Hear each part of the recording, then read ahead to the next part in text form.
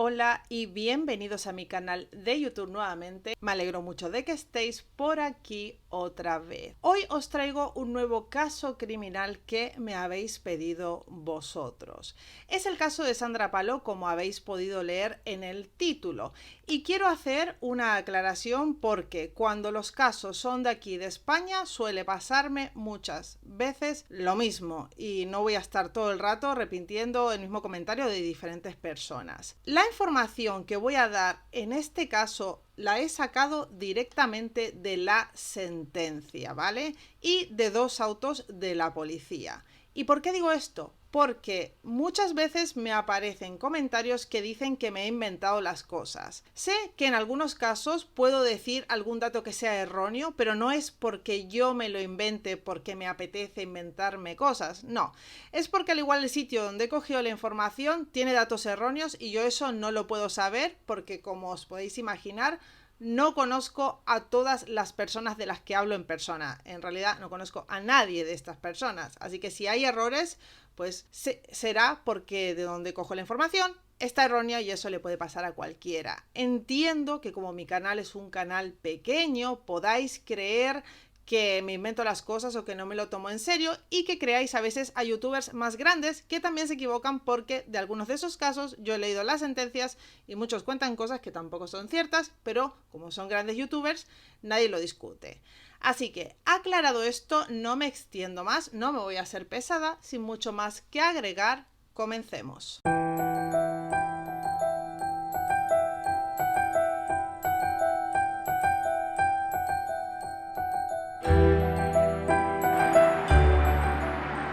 Como siempre, vamos a ponernos en situación y a conocer un poco la vida de Sandra Palo. Sandra Palo Bermúdez nació el 22 de enero de 1981 en Getafe, Madrid. Era la mayor de 3 hermanos, todos ellos hijos de María del Mar Bermúdez y Francisco Palo. Sandra de pequeña era una niña que todos las describen como muy alegre y divertida, una niña muy extrovertida que se hacía con todo el mundo y que tenía muchísimos amigos. Tristemente, cuando Sandra tenía unos 9 años de edad, sufrió una meningitis, que es una especie de fiebre que se da en la zona de la meninge y que es muy peligrosa y por lo general suele dejar secuelas. Pero gracias a Dios esto no le pasó a Sandra y logró recuperarse sin quedar con secuela alguna. Pero esto no sería lo único que le pasaría a Sandra de pequeña. Un poco más adelante, cuando tenía unos 12 años de edad, ella, su padre y su hermana iban en el coche, su padre iba conduciendo y tuvieron un accidente de tránsito. En este accidente las dos niñas salieron despedidas del coche. Sandra cruzó el cristal del parabrisas y por las heridas que tuvo lo tuvo que haber roto con la cabeza, haciéndose mucho daño. Llegó a urgencias y los médicos le dijeron a los padres de Sandra que no contaran con que superara aquello porque se había hundido el cráneo y que las heridas que tenían eran muy severas. Pero a pesar de que incluso los médicos creían que no podría superar esto, Sandra una vez más superó los obstáculos y pudo recuperarse, pero no con tanta suerte como con la meningitis. En este caso le quedaron secuelas. Sandra quedó, algunos dicen, como atrapada en la mente de una niña de 12 años de edad, lo que la hacía infantil y a medida que pasaban los años se iba notando. Ella seguía yendo al colegio y haciendo una vida todo lo normal que podía. Le había quedado una cicatriz en la frente y los vecinos recuerdan que se la intentaba tapar con lazos, con cintas, con un flequillo que tenía para que no la vieran, la tenía sobre la ceja. Pero se notaba en su carácter, es decir, físicamente, a no ser por esta marca no podías notarlo, pero cuando hablaba, cuando se expresaba, se notaba que no tenía la edad mental que debía tener, como para explicarlo de alguna forma. Había quedado con una pequeña discapacidad intelectual. Entonces, Sandra iba al colegio y iba creciendo y en estas edades los niños, por desgracia, son muy crueles y comenzaron a hacerle bullying. La madre de Sandra cuenta que lo pasó muy mal, que casi todos los días estaba llamando al colegio para decir que a su hija le habían pisoteado la mochila, le habían escupido, le habían roto los útiles escolares, etcétera, etcétera. Y que no paraba de intentar ayudarla, pero que era muy difícil. Muchos sabréis cómo es el bullying y estas cosas, y que ella tenía la sensación como de que Sandra había nacido para sufrir. Estas son palabras de su madre. A pesar de todo esto, era una persona muy abierta y encantadora que se llevaba bien con todo el mundo que le daba la oportunidad y tenía mucha relación con los chavales del barrio. Y esta es la declaración de uno de los vecinos. Dice que sí, que en su barrio tiene muy buena relación con los chicos y las chicas de allí. El tiempo pasa y a veces, solo a veces, las cosas mejoran. Y parecía que para Sandra estaban mejorando, porque cuando acabó el colegio comenzó a ir a un taller de formación para personas con diferentes capacidades. Y en este taller hizo un grupo de amigos y también conoció a un chico con el que comenzó a salir. Así que parecía que la vida le sonreía por una vez a Sandra y estaba muy contenta. Para todo esto, Sandra ya tenía unos 22-23 años de edad, así que podemos decir que ya era una adulta. Cada día se levantaba a las 7 de la mañana, se iba a Madrid Centro, a este taller ocupacional, y luego volvía por la tarde a su casa. Y con este pequeño contexto de la vida de Sandra, vamos al día de los hechos. Los hechos se producen sobre las 3:30 de la madrugada del sábado 17 de mayo. Sandra iba a salir a tomar unas copas con su novio y con algunos de sus amigos del taller ocupacional, porque además en Madrid eran las fiestas de San Isidro. Así que salió de su casa temprano como siempre, se llevó una mochila con una camiseta para cambiarse y su bolso con sus pertenencias. Su madre, por supuesto, le dio permiso porque veía que estaba muy contenta con esta vida que estaba teniendo y ¿por qué no? O sea, era una adulta, podía ir a las fiestas y volver. Y también hay que tener en cuenta que todo esto pasa en Madrid en el año 2003. ¿Y qué quiero decir con que pasa en el 2003? Pues bien, yo he visto relatar muchas veces este caso y he visto los comentarios en general, no solo en YouTube, sino en más sitios, y la gente que no es de aquí entiende la peligrosidad de otra manera. O sea, y yo también puedo entenderlo porque yo en el 2003 no vivía aquí, sino que vivía en Argentina. No es lo mismo. Aquí en España podías salir tranquilamente a la calle y volver a la madrugada a tu casa y no te pasaba nada. De hecho, fue una de las cosas que a mí me sorprendió. Yo llegué a Barcelona y vivía en Hospitalet y una noche había salido y luego tenía que volver y eran las 3 de la mañana y yo tenía miedo porque hacía muy poco que estaba aquí de volver sola.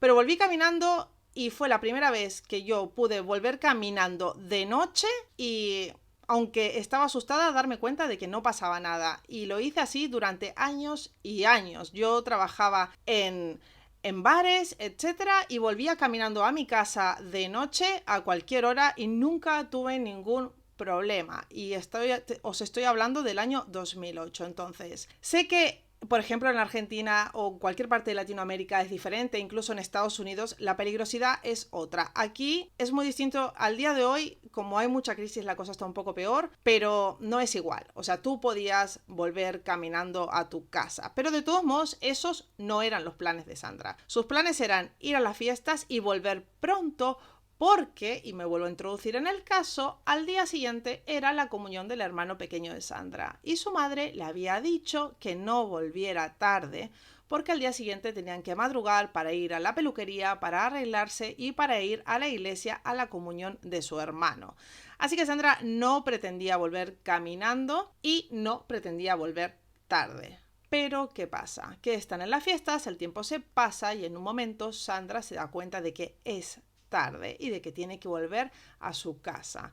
Así que acompañan a su novio junto con su amigo Juan Alberto a casa del novio que vive allí en Madrid Centro y luego se dirigen a la parada del autobús. Para todo esto ya son las 3 de la mañana. Sandra tiene que volver al barrio getafense de Las Margaritas. Cuando llega a la parada se da cuenta de que ya no hay transporte público disponible a esa hora porque es tarde y el último autobús ya había pasado. Así que está muy preocupada porque le dijo a su madre que iba a volver pronto y lo que hace entonces es llamarla por teléfono y decirle que está esperando el autobús, que volverá de alguna forma, que volverá caminando si hace falta, que se le ha hecho tarde, que la perdone, le pide disculpas y que ya mismo regresa a su casa y cuelga. Y esta será la última vez que hable con su madre. Entonces, Sandra y su amigo están en la Plaza Elíptica en Carabanchel. Y es aquí cuando, según algunas fuentes, su amigo le propone volver caminando. La carretera evidentemente está oscura y no hay absolutamente nadie, pero es lo que os digo, o sea, en otro sitio no lo harías, pero aquí, bueno, tampoco parecía tan mala idea. De todos modos, como tampoco tiene muchas más opciones, Sandra accede a volver caminando a su casa. Justo antes de que salgan caminando desde la Plaza Elíptica y comiencen rumbo hacia la casa de Sandra, pasarían muy cerca de ahí 3 jóvenes en un coche. Estos chicos van a recoger a un cuarto amigo a las fiestas de San Isidro. Estos chavales tienen edades de entre 14 y 18 años, el único que es mayor de ellos. Todo el resto son menores y conforman una conocida banda llamada la Banda del Chupete. ¿Y por qué los llaman así? Por las cortas edades que tienen todos. Estos chicos a lo que se disponen es a ir a trabajar, le dicen ellos, porque van a ir a robar. Van a buscar a este otro integrante y se disponen a buscar a un quinto. Este último no quiere acompañarles porque no tiene ganas, no le apetece, así que van solamente estos 4 que se dirigen hacia donde tienen un coche robado que tienen escondido con el que hacen alunizajes. ¿Y qué es ser alunicero? Pues un alunicero es una persona o un grupo de personas que cogen un coche, lo empotran contra una vitrina, se meten dentro del recinto que se quieran meter y roban. El mayor de ellos, y el único mayor de edad como os he dicho, se llama Francisco Javier Astorga Luque, apodado el Malaguita. Otro de ellos es Ramón Santiago Jiménez, de 17 años de edad, luego José Ramón Manzano, conocido como Ramoncín, de 16 años, y el último es Rafael García Fernández, alias el Rafita, que tan solo tiene 14 años de edad. Tengo que decir aquí que entre los 4, según la policía, acumulan la friolera de 700 delitos. Sí, 700 delitos. Pero ¿qué pasa? Que como casi todos ellos, excepto por el último, que hacía poco había cumplido 18, son menores de edad, entran y salen, o sea, no les pasa absolutamente nada, vamos, que ni siquiera entran, porque son menores. Y por mucho que estén robando por ahí, la policía misma declara que está harta de detenerlos, de poner la multa y de que no ocurra absolutamente nada porque son menores. Y ahora os voy a hablar un poquito más adelante de lo que dice la sentencia de cada una de estas personas. Al no encontrar al quinto miembro de la banda con el que querían ir a robar también, lo que hacen es cambiar el recorrido que iban a hacer. En un principio se dirigían hacia Vallecas, pero como no lo encontraron, cambian el camino y deciden ir a Alcorcón, donde tenían escondido aquel coche que os nombré para hacer los alunizajes. En su recorrido pasan, antes de recoger el coche, por la Plaza Elíptica y se dirigen por la misma carretera por donde iba caminando Sandra Palo con su amigo. Entonces el Malaguita, que era el mayor de ellos, dice: haz todo lo que sea necesario para que esa tía se suba al coche, que quiero liarme con ella. Entonces, lo que hacen es acercarse con el coche hacia donde está Sandra y su amigo y con una navaja forzarlos a que suban al coche con ellos. En teoría, lo que intentan hacer es robarle a Juan Alberto, el amigo de Sandra, la cartera y el móvil, pero no lo consiguen. Así que un poco más adelante, como no le sirve de nada tener ahí al amigo de Sandra Palo, lo fuerzan a bajar del coche, lo tiran del coche y se deshacen de él quedándose con Sandra. Ella intentaba escapar de dentro del coche por todos sus medios, con lo que ellos lo que hacen es ponerla en medio, en el asiento de atrás, en medio de los que iban en la parte de atrás, para que no pudiera abrir las puertas y tirarse del coche y con ello lograr escapar. Se dirigen hacia un descampado junto a la carretera de Toledo, la N401, que da acceso a una fábrica de rótulos llamada Rótulos Fraile. Entonces comienza la verdadera tortura. Una vez dentro, detuvieron el vehículo y obligaron bruscamente y a empujones a bajar a Sandra, desnudándola y tirándola al suelo para sucesivamente abusar de ella. Todos colaboraron en la acción. Solo hubo uno de ellos que no tuvo acceso carnal a Sandra Palo, y ese es el Rafita. Y en el juicio dijo que era porque no le apetecía. Pero en cambio lo que sí hizo fue ayudar a cogerla por los brazos para inmovilizarla. Esto lo hicieron todos. La sentencia dice lo siguiente: al tiempo que estaban presentes y observaban lo que sucedía y escuchaban los constantes gritos de Sandra pidiendo ayuda y auxilio, la sujetaban fuertemente por los brazos. Cuando todos ellos terminaron, mientras Sandra intentaba vestirse para irse de allí, decidieron entre todos ellos que debían matarla. ¿Por qué? Porque si ella los llegaba a denunciar de este delito, entonces sí que seguramente acabarían encerrados. Así que mientras ella estaba allí, imaginaros, destrozada, intentando vestirse para simplemente irse de allí, lo que hace uno de ellos es subirse al coche y embestirla con él. En el juicio se explica cómo es que la embiste y dice que delante de ella hay un muro, una pared.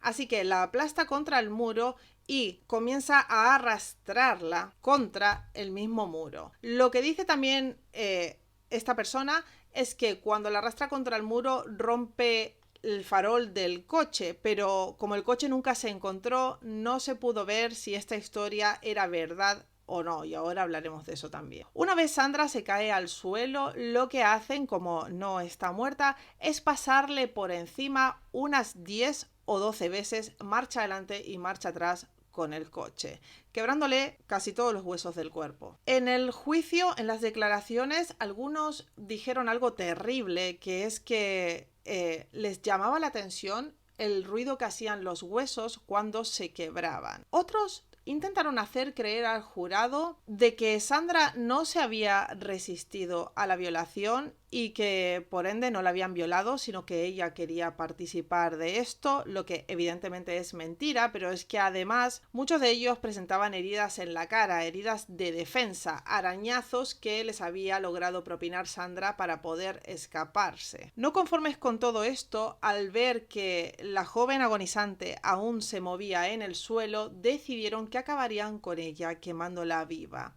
Así que se fueron a una gasolinera que estaba cerca de allí a comprar 1 euro de gasolina. Allí Juan Ramón Manzano compró el euro de gasolina y el de la gasolinera le preguntó que para qué querían esa gasolina, a lo que el chaval le contestó que un amigo se había quedado tirado con la moto y como los vio así como con malas pintas, podemos decir, el de la gasolinera evidentemente no dijo ni hizo más nada, aparte de que tampoco se imaginaría lo que estaba pasando, evidentemente.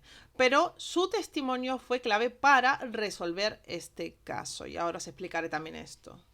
Otro de ellos, Ramón Jiménez, no quiso bajarse del vehículo por si había cámaras y lo captaban. Después regresaron al lugar de los hechos, descendieron todos del vehículo, menos Juan Ramón Manzano, y rociaron el cuerpo de Sandra, que ellos contaron que aún movía los brazos, o sea que aún estaba con vida, con la gasolina y le prendieron fuego. Sandra evidentemente falleció instantes después a causa de las quemaduras y del atropello y las múltiples pisadas producidas por el coche. Una vez finalizaron su acción, todos ellos se marcharon del lugar cuando ya se estaba haciendo de día, sin sentir evidentemente ningún remordimiento, ni culpa, ni nada de todo esto. Se fueron a sus casas tranquilamente a dormir seguramente o en lo que sea que estuvieran haciendo, pero ya os digo yo que culpa no sintieron ninguna por las cosas que dijeron en el juicio. La sentencia nos explica también las múltiples lesiones que sufrió el cuerpo de Sandra. Se apreciaron fracturas costales bilaterales con infiltración en los tejidos blandos, es decir, en los pulmones, fracturas en la columna vertebral y dorsal, fracturas en el pubis, marcas de rodaduras neumáticas, las más evidentes de ellas en la parte interior de los muslos, también marcas de las ruedas en la zona del abdomen y del pecho, y la carbonización del cuerpo en la zona de arriba del cuerpo, es decir, en la cabeza, en los brazos, en el cuello y en la parte de arriba del pecho. Según ellos, cogieron el coche, que era un ZX de color verde oscuro, y lo tiraron por un barranco y lo prendieron fuego. Y como ya os digo, la policía nunca lo encontró, lo que me parece bastante increíble, así que evidentemente no se sabe si esto es cierto, si es mentira, si lo tienen escondido por ahí, porque nunca se encontró el vehículo. A las 7:30 de la mañana de ese mismo día, un camionero que pasaba por la zona y que tenía que hacer esta carretera de Toledo encuentra el cuerpo carbonizado de Sandra Palo.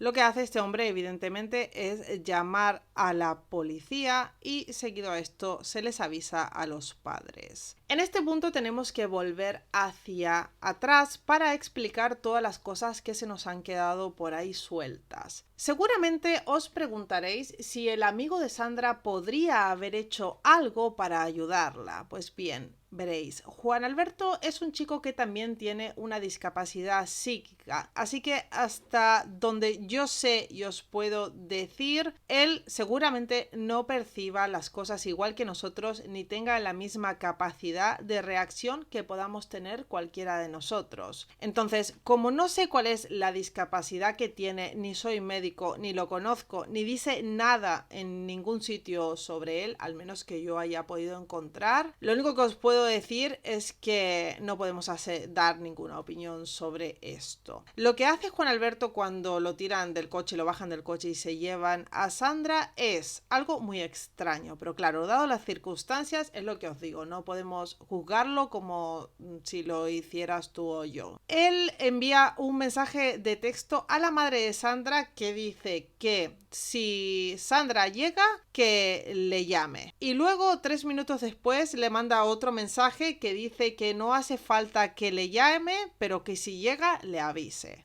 Entonces, la madre de Sandra no entiende muy bien el porqué de estos mensajes tan extraños, pero como él le dice que Sandra está de camino, no le da mucha más vuelta. Se queda un poco pillada diciendo, por el segundo mensaje más que nada, que no entiende por qué es como que cambiara de opinión o algo así, pero no dice más nada y se va a dormir. Ahora, lo siguiente que os tengo que explicar es qué pasa con los padres de Sandra que la están esperando. Esa mañana la familia de Sandra se levanta para darse cuenta de que Sandra no está en la casa y que no ha pasado por allí porque el traje que tenía que ponerse para la comunión está ahí y no lo había tocado. Así que deciden todos irse a la comunión. María del Mar Bermúdez cuenta que lo pasó muy mal esa mañana, pero que intentó poner la buena cara por sus hijos más que nada, pero que tenía como un presentimiento extraño de que algo no andaba bien. No era normal que Sandra no le hubiera dicho nada y no hubiera ido a la comunión de su hermano porque era algo que le importaba muchísimo.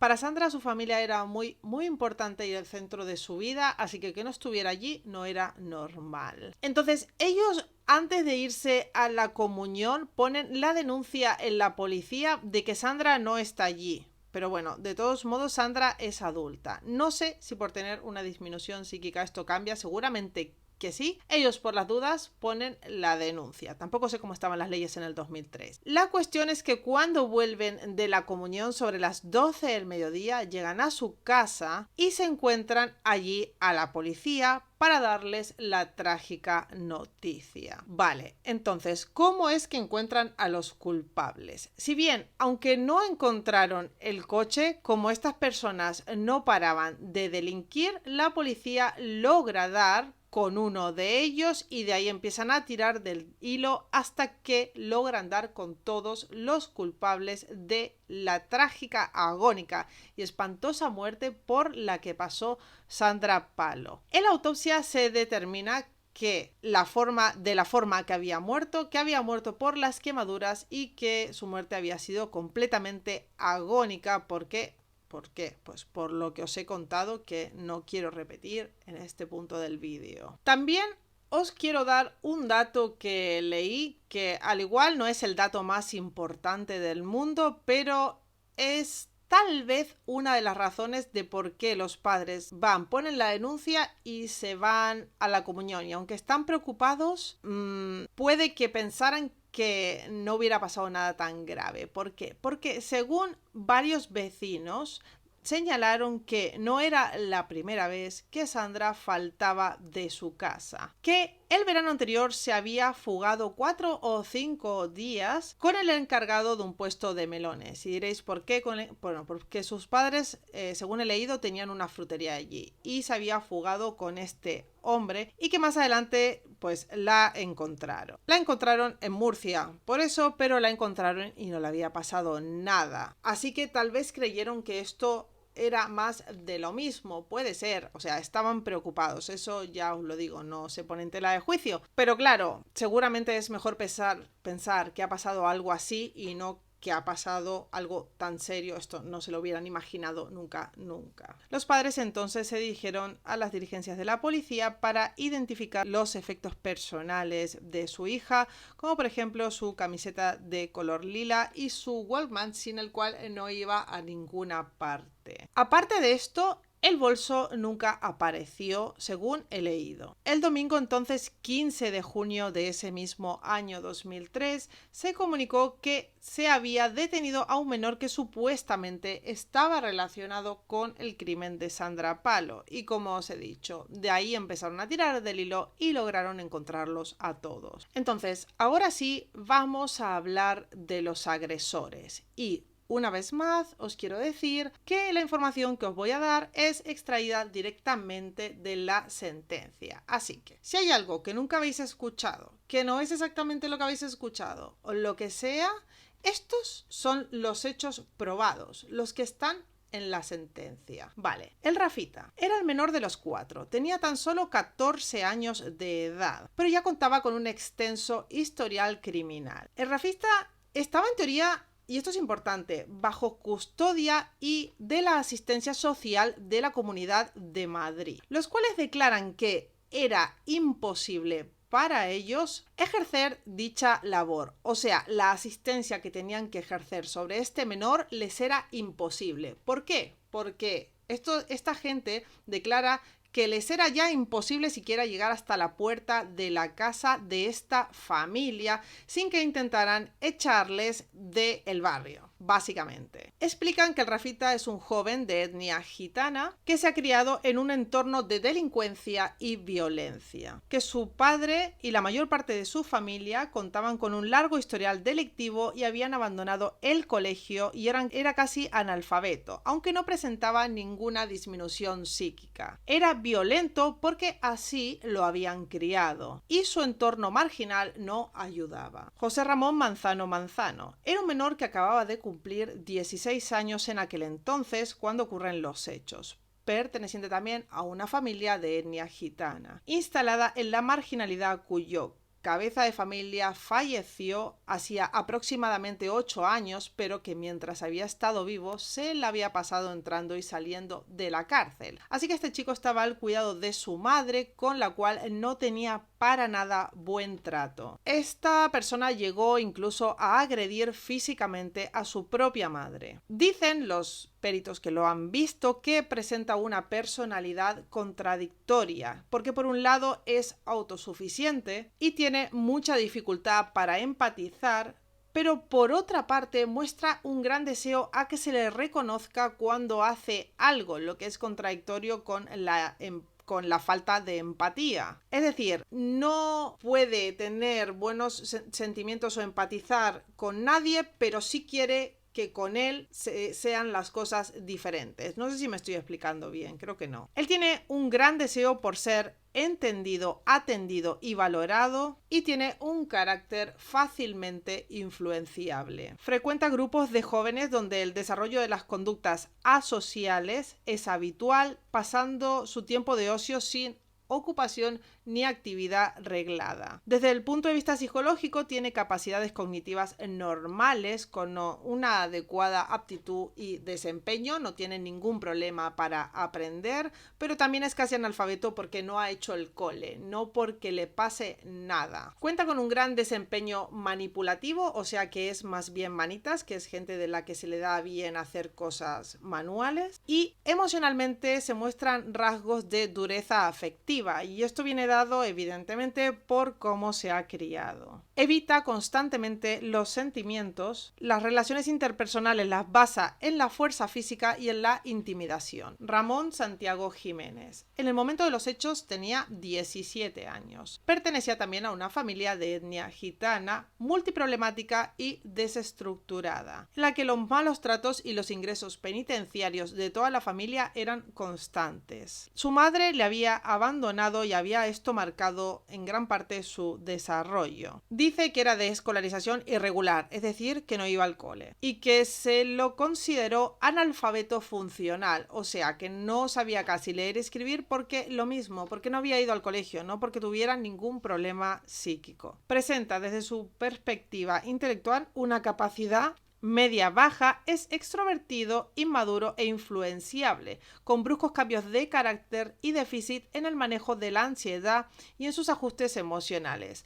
A ello ha de unirse su referida adicción a los tóxicos. Dados sus circunstancias familiares y personales, y siendo que todos eran menores, los abogados intentaron atenuar la responsabilidad de todos ellos, diciendo que esto era causa de cómo se habían criado, del entorno al que pertenecían, e incluso intentaron meter que tenían déficits psíquicos, que tenían problemas, que eran inimputables, para decirlo de alguna forma. Pero, y tengo que decir, la jueza en este caso no fue para nada, ¿cómo lo puedo decir? No tuvo piedad con ellos, si lo queréis ver así. En realidad utilizó todas las armas que tenía, que le daba la justicia, porque los jueces no pueden inventarse cosas, tienen que utilizar lo que ahí tienen para castigarles. Los abogados defensores, evidentemente, no son el diablo, son abogados que tienen que defender a sus clientes. E intentaron defender a esta gente con lo que tenían. Y lo que podían hacer era intentar demostrar que, como se habían criado de esta forma y su entorno era entonces no habían aprendido otra cosa y por esta razón habían hecho lo que habían hecho y intentar atenuar la pena. Pero la jueza desestimó todo esto y no aceptó ninguna de estas cosas y dijo que el crimen era tan atroz y Sandra había sufrido tanto que para nada podía tener en cuenta ninguna de estas circunstancias, que en este caso no eran atenuantes. Entonces os preguntaréis, ¿cuál es el problema y por qué todo el mundo dice que en este caso no se hizo justicia y yo estoy aquí diciendo que se hizo toda la justicia que se podía hacer? Pues veréis, el problema es la ley del menor. Ese es el problema de este caso, que con la ley del menor se puede hacer lo máximo que se puede hacer, es lo que hizo esta jueza. Y si alguien cree que es diferente y tiene conocimientos los necesarios como para poder decir que se podría haber hecho más o aplicado más penas con las leyes que hay, que lo diga, pero que sea con bases, no simplemente por hablar sin conocimiento alguno. Pensar que el único que era mayor de edad le cayó una condena bastante considerable, que no sé ni cómo pudieron llegar a ponerla, siendo que hay un montón de artículos en el Código Penal que dicen hasta cuándo pueden ser las penas, de qué cantidad de años. Entonces, con el que era mayor de edad le pusieron toda la condena que pudieron ponerle. Claro, con los menores esto no se podía hacer, justamente por la ley del menor, por lo que dice. ¿Y cuál es el mayor problema de la ley del menor? Pues que está hecha para, evidentemente, proteger a los menores, y está pensada con ojos, con cabeza, que no es de esta época.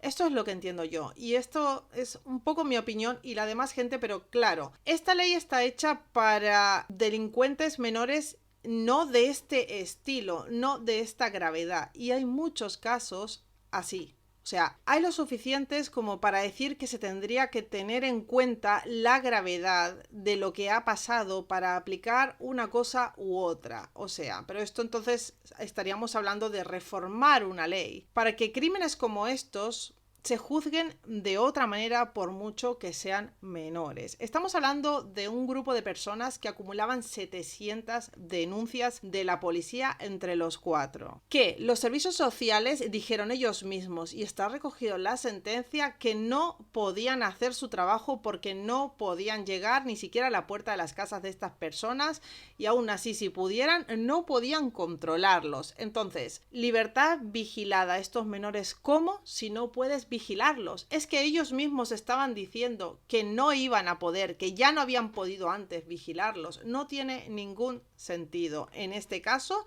aplicar algo que sabes que no se va a poder hacer cumplir. Pero todo esto, amigos míos, no es lo que contempla la ley actual. La ley actual lo que hace, lo máximo que se puede hacer con ella es esto que se hizo en este caso. Lo que a mí personalmente no me gustó fue que dejaran que el malaguita se tapara completamente la cara para que no pudiéramos saber qué cara tenía durante el juicio. ¿Por qué? Porque después de lo que había hecho. Según la sentencia, fue él quien cogió el coche y pasó todas esas veces por encima a Sandra Palo, aparte de que la violó, no olvidemos esto, y de que también fue a comprar la gasolina y decidió prenderla a fuego. Él solo no, todos ellos, pero él también era uno de ellos. Entonces, con todo esto que os he dicho, os voy a lanzar unas preguntas que nunca se han podido responder y que no se responden en la sentencia y no se respondieron en el juicio. En el atestado de la policía se recoge que ellos sacan a Juan Alberto del coche porque no logran robarle la cartera y el móvil. Y como no lo quieren para nada, lo bajan y ya. Entonces, ¿cómo es posible que 4 tíos que llevaban navajas no lograran robarle a uno la cartera y el móvil?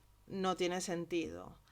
Seguido a esto, la otra pregunta que también se hace y no haya respuesta es ¿por qué dejaron ir a Juan Alberto y mataron a Sandra? Sí, Juan Alberto, y no digo que tendrían que haberlo matado, sino simplemente estoy preguntando ¿por qué si él también era un testigo? Porque él estaba viendo que estaban secuestrando a Sandra. ¿Qué es lo que pasó aquí que no se está contando, que no han descubierto? Se planteó también que Sandra había aparecido con una bolsa en la cabeza atada. Entonces, esto se planteó, pero no se ahondó más allá. ¿De cuántas formas se intentó matar a Sandra? ¿Por qué también es otra pregunta que aparece? ¿Por qué la mataron de esta manera tan atroz si tenían navajas y podrían haberlo hecho de otra forma sin hacerla sufrir de este modo? La otra, y una muy evidente, es ¿dónde está el vehículo si supuestamente lo tiraron por un barranco y lo prendieron fuego? ¿Qué tan difícil puede ser de encontrar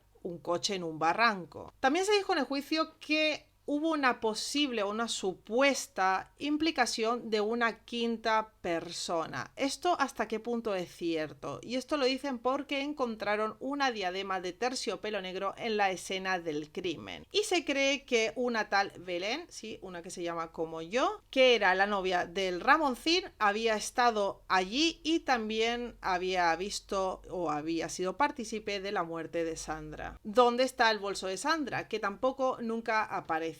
¿Por qué Juan Alberto no se presentó a declarar? Esto tampoco se sabe porque él directamente nunca declaró, no se presentó en el juicio. Si Sandra Palo apareció en una cuneta, como relata el camionero, entonces, ¿dónde fue que ocurrieron los hechos? Porque supuestamente la atropellaron dentro de la parcela de la fábrica, pero el cuerpo de Sandra apareció en una cuneta. O sea, eso quiere decir que trasladaron el cuerpo de Sandra hasta una cuneta. Tal vez os parezca que no tiene ningún sentido responder a todas estas preguntas ni que yo las haga, pero son cosas que están ahí en el caso y que no obtuvieron ninguna respuesta. Tal vez para vosotros esto no lleve a nada, pero tal vez sí. Tal vez nos diga que tampoco, no sé, no se investigó bien ¿Están los culpables? ¿Es necesario? No lo sé, decírmelo vosotros en los comentarios, pero ya os digo que estas son preguntas que no obtuvieron respuesta en la sentencia ni en ningún sitio. Finalmente, el domingo 27 de julio, Sandra era enterrada en el cementerio Nuestra Señora de la Soledad en Getafe. El cadáver había permanecido 71 días en el Instituto Anatómico Forense de Madrid, en donde se le practicaron 2 autopsias y se le hicieron varias muestras de ADN para verificar que ella era Sandra por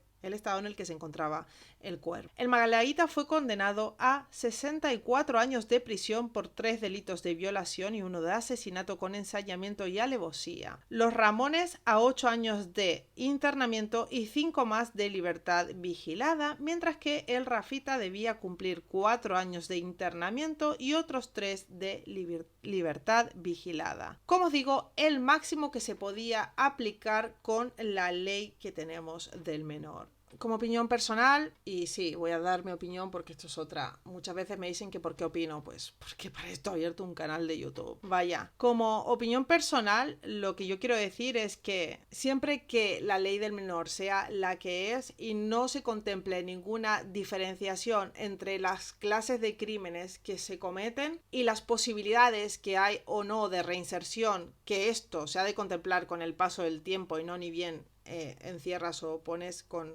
una condena a una persona, sino cuando va pasando el tiempo. Entonces, si no se tienen en cuenta las circunstancias personales de cada persona y las penas se ven de forma más individualizada una vez ya se ha hecho un proceso y siempre dentro de unos parámetros legales y siempre hablando de la ley del menor, si todo esto no se tiene en cuenta, entonces estas leyes nunca van a funcionar porque parece que con el pasar de los años los crímenes son cada vez más atroces y los perpetradores son cada vez más jóvenes. No pasa siempre, pero pasa muchas veces y este es un claro ejemplo.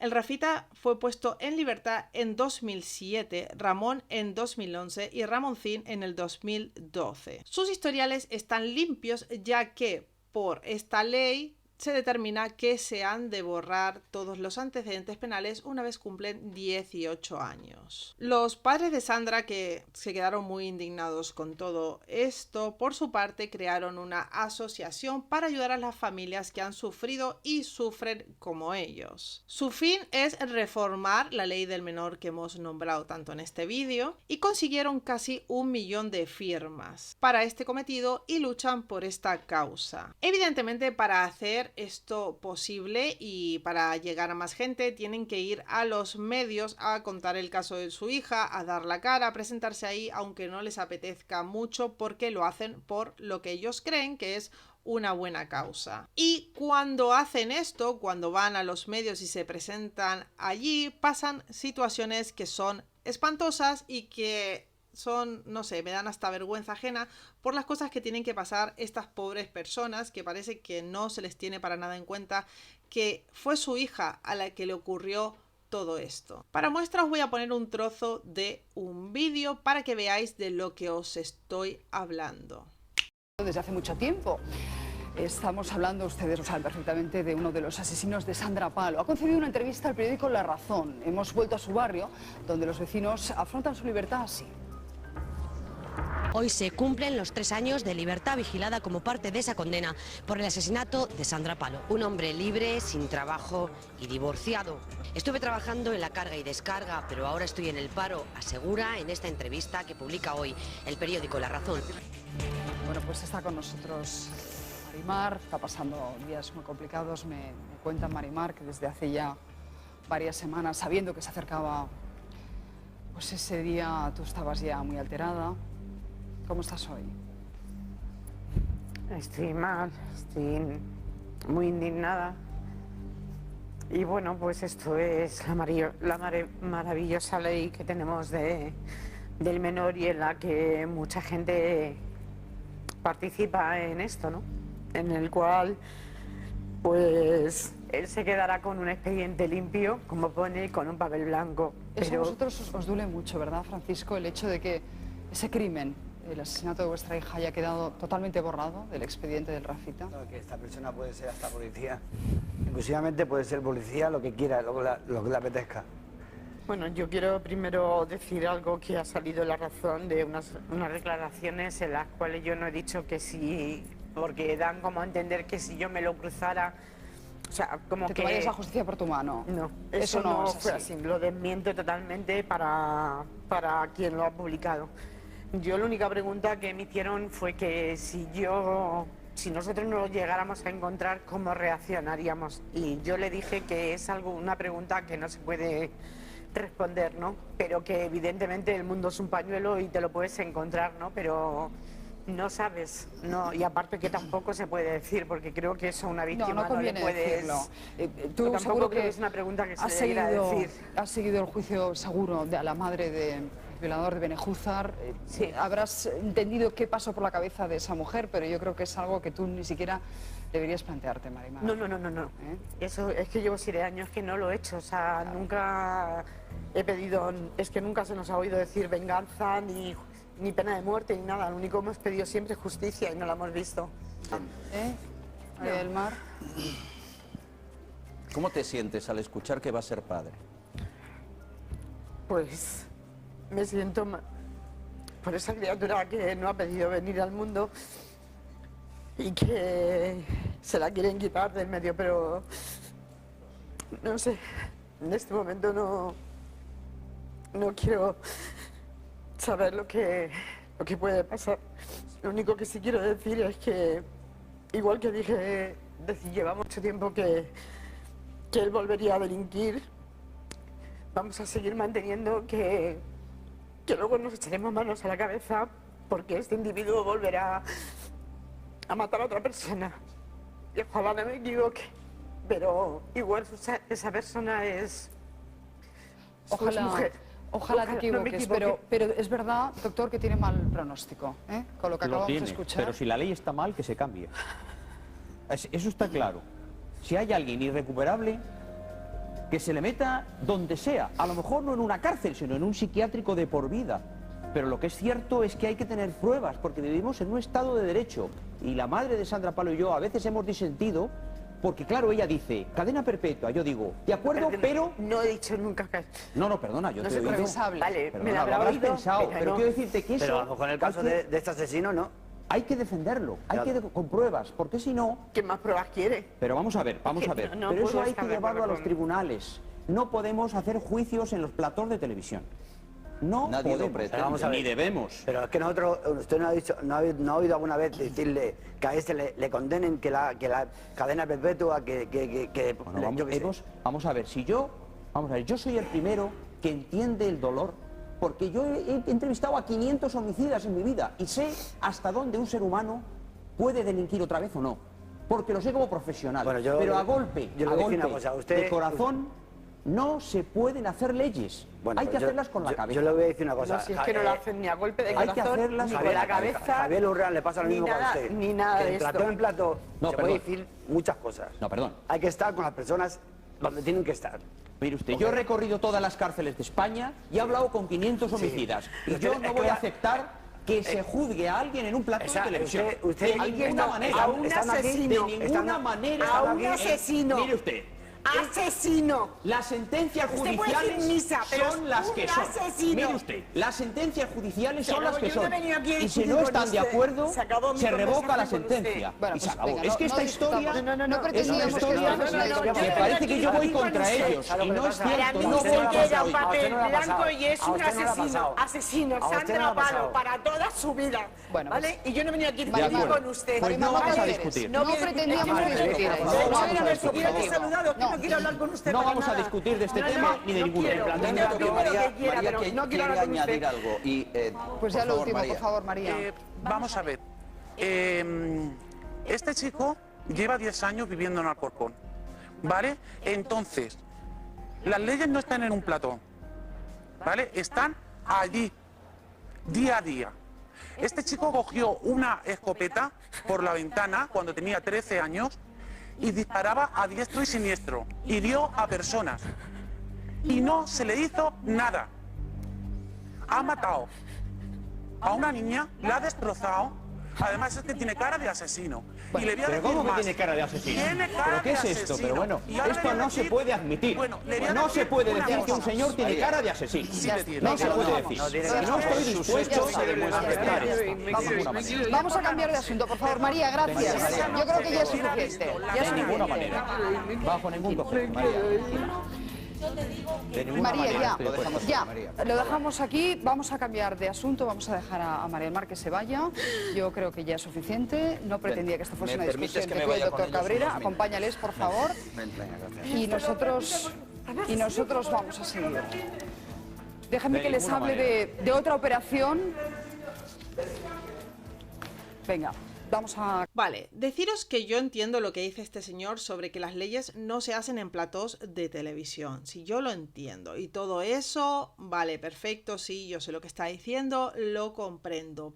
Pero usted tendría que recordar que está frente a unos padres que han sufrido y sufren muchísimo, que su hija fue víctima de un crimen de los más atroces, si no el más atroz, que se cometió en España. Y teniendo eso por delante, lo que no puede hacer es decirle a la cara y con esa frialdad las cosas que le está diciendo. Esas cosas se las tiene que guardar para decirlas delante de personas que entiendan de qué está hablando, delante de jueces, delante de abogados, delante de políticos si quieres, pero no delante de unos padres como los padres de Sandra Palo o por ejemplo los padres de otras personas que han sido víctimas de estos delitos. Con ellos no se puede usted poner a discutir de cómo se hacen o no las leyes y de si está bien o no decir qué o cuál cosa. No se puede, un poquito de por favor, no se hace así. Y los mensajes que aparecen abajo son también terribles. No sé si os ha dado tiempo a leer a algunos, si no echar para atrás y poner en pausa el vídeo, porque hay gente diciendo que la madre no tiene ni puñetera idea de cómo funciona la Fiscalía de Menores. Claro que no tiene por qué tenerla. Es que poneros en su situación. La gente cuando hace estas cosas muestra que no tiene ninguna empatía. No se pone en la situación de estas personas. Dicen cosas que sí que pueden ser ciertas, pero que no viene al cuento decírselas a estas personas. Y luego de todo esto tenemos entonces la joya de la corona, que es el programa Viva la Vida y el por qué se pidió su cancelación. No tuvieron mejor idea que hace unos pocos meses invitar a la madre de Sandra Palo para hablar del crimen de su hija. Y entonces en algún momento espero que estuviera avisada, porque si la madre no estaba avisada entonces es peor de lo que ya es, que de todos modos es una atrocidad lo que han hecho. Le dicen que tienen una entrevista ahí para ella que está ahí sentada con Ramón Santiago Jiménez y que ahora este tío, supuestamente ellos, es un cantante de rap, de hip hop, de música urbana muy popular y que le quiere decir algo. A ver, ¿en qué momento se les ocurre que esto es buena idea? ¿En qué momento? Y además, ¿quién coño lo conoce a este tío cantando? Yo no sabía ni que cantaba. A ver, además de que me da igual, pero es que no tenía ni idea. Y le enseñan todo esto y le ponen ahí pues unos audios y este tío diciendo que ahora es padre y que la entiende, bla, bla, bla. Para nada venía al cuento hacer esto. Ya lo habían hecho una vez, creo que con Marta del Castillo, si no me equivoco. Es como, bueno, por esta razón se pidió la cancelación del programa. Dejaste de hacerlo. Sí, yo, y viendo todo lo que veo diariamente, cada día creo menos. Es que tengo que creer menos. Vamos a hacer una cosa. Sí. Vamos a escuchar a... Es que sé que va a ser duro para ti, entonces en cualquier momento que tú decidas no escuchar, nos vamos, te acompaño. Yo solo quiero que tú estés tranquila y que te sientas dentro de la situación que es, que te sientas cómoda, ¿vale? María del Mar. Vale. Pues hacemos una pequeña pausa y escuchamos a Ramón Santiago. Enseguida volvemos hasta ahora. Cuántas cosas sucedieron y a mí nunca me entendieron y a mí todos los problemas finalmente me hundieron. Yo creo que pues era como un animal, pero lamentablemente no puedo hacer nada por esa señora. Aunque quisiera con toda mi alma, no puedo. ¡Hijos de puta! ¡Ladrones! Pues esa historia no se puede ocurrir nunca jamás en la vida, porque antes me pego 3 tiros en la cabeza. Mis abuelos con buenos modales no querían que me fuera. Lamentablemente pasó lo que pasó, vale, y me arrepiento de todo. Para acabar con este vídeo, os tengo que decir que se puso una placa en conmemoración de Sandra Palo en una plaza y que tristemente esta placa sufrió un montón de actos vandálicos, así que parece que Sandra nunca va a tener paz. No lo sé, es que pasan cosas detrás de este caso una y otra vez, y por mucho que intentan luchar los padres parece que no tienen suerte, que solo pueden pasar cosas malas. Espero que no sea así y que logren encontrar la paz, la felicidad, la que puedan encontrar, y que dejen de sufrir por todas estas cosas que les hacen los medios, la gente, etcétera, etcétera. Y hasta aquí el vídeo de hoy. Como siempre, decirme qué pensáis en los comentarios, decírmelo que los estoy leyendo. Yo sé que ha sido un vídeo largo, sé que es un caso muy duro y sé que lo he contado de una forma un poco distinta, pero quería daros la información que está en la sentencia porque creo que son los hechos probados, y habla mucho también de los culpables y de cómo se los intentó defender y finalmente la jueza dijo que no. Y eso es importante de saber porque solo se habla de que no hubo justicia, y me interesaba esto, ¿no? Decir que hubo la justicia que podía haber con las leyes que hay, que quede bien claro, que nadie ponga ahí abajo que estoy defendiendo a nadie, con las leyes que hay. Y las leyes se pueden cambiar, se pueden votar, etcétera. No me estiro más. Gracias por estar allí y hasta la próxima. Adiós.